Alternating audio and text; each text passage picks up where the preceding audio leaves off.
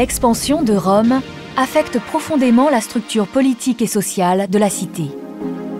Le butin des victoires et l'extension des terres conquises sur les nouveaux territoires engendrent de nombreux conflits.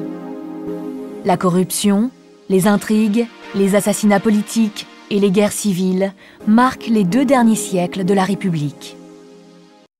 De quelle manière Rome et les Romains vont-ils résoudre cette crise politique?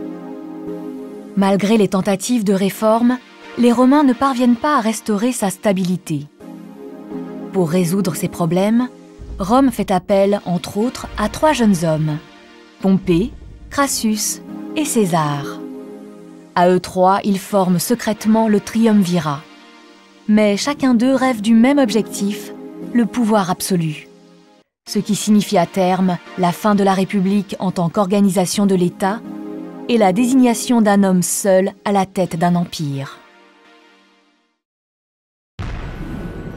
Chacun de ces hommes s'est constitué une armée de légionnaires, soutien indispensable pour la conquête du pouvoir. Depuis le début de l'expansion romaine, la légion est l'instrument principal de la conquête. Les soldats romains se distinguent par leur courage, leur discipline, leur organisation et surtout leur attachement à Rome. Seuls les citoyens romains peuvent intégrer la légion. Leur service dure 25 ans. Au début de l'histoire de Rome, il faut être riche pour être soldat, car les hommes doivent s'équiper par leurs propres moyens et l'équipement est très coûteux. Mais au second siècle avant notre ère, Rome enrôle tous les citoyens en âge de combattre. Durant toute cette période, l'armée est levée chaque printemps au mois de mars, qui porte le nom du dieu de la guerre. Ce n'est qu'à l'automne que les soldats sont démobilisés.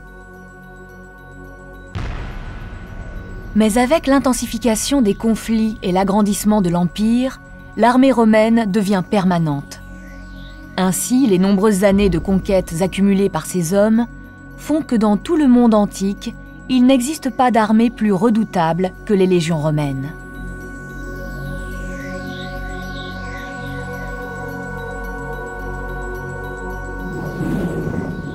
C'est avec l'appui de ces légions que César conquiert les Gaules.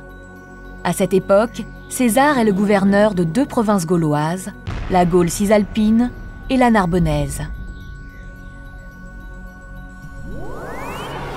Le reste des Gaules est une région pleine de richesses, habitée par une multitude de tribus celtes que les Romains appellent Gaulois, gouvernés par une aristocratie guerrière.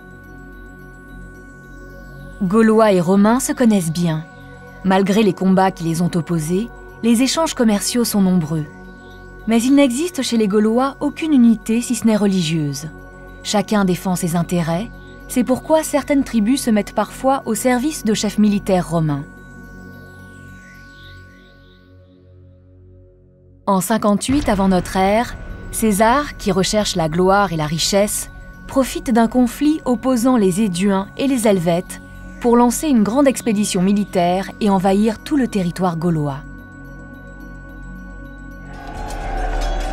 Désorganisées, divisées, les tribus sont dans un premier temps écrasées par les légions romaines.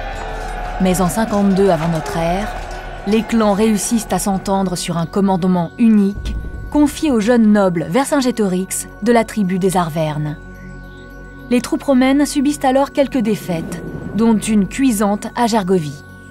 Mais cela ne suffit pas à déstabiliser la puissante armée romaine. Les troupes gauloises qui se sont repliées à Alésia sont encerclées et assiégées sur ordre de César. L'implacable piège se referme. Affamés et sans secours, les Gaulois sont vaincus. Le jeune Arverne, qui voulait être roi, dépose les armes aux pieds de César. Par ce geste, Vercingétorix marque la fin de l'indépendance gauloise et fait de César un homme riche et puissant à la tête de 10 légions romaines prêts à conquérir Rome. En 45 avant notre ère, César est victorieux.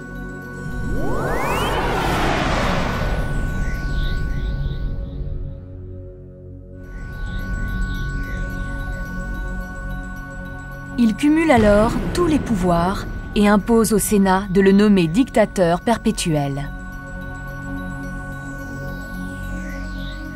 Malgré sa grande prudence, qui le conduit à faire de nombreuses réformes en faveur du peuple et à ne pas s'acharner sur ses ennemis politiques, César est assassiné par des conspirateurs qui veulent sauver la République romaine en 44 avant notre ère.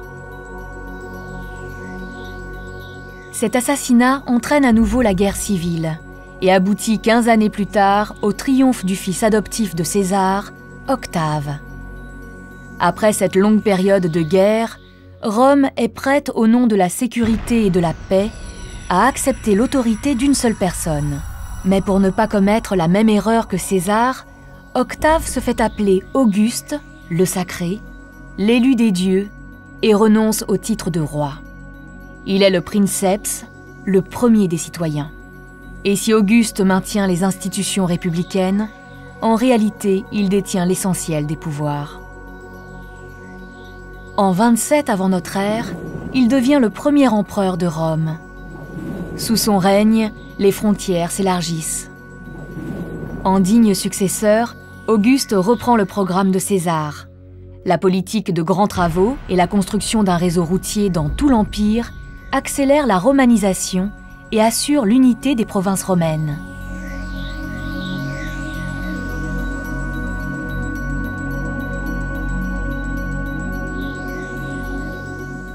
Pour le peuple, il résout les problèmes d'approvisionnement en nourriture. L'Égypte, entre autres, devient le grenier à blé de l'Empire. Il multiplie la fréquence des jeux du cirque et des spectacles. Du pain et des jeux, tel est le mot d'ordre de la Pax Augusta.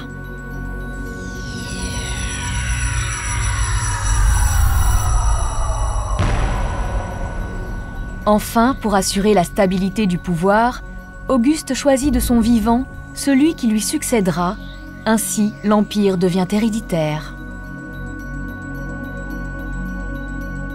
Auguste meurt en 14 de notre ère. Il est immédiatement divinisé et laisse à ses successeurs un vaste empire dont l'extension ne fait que commencer.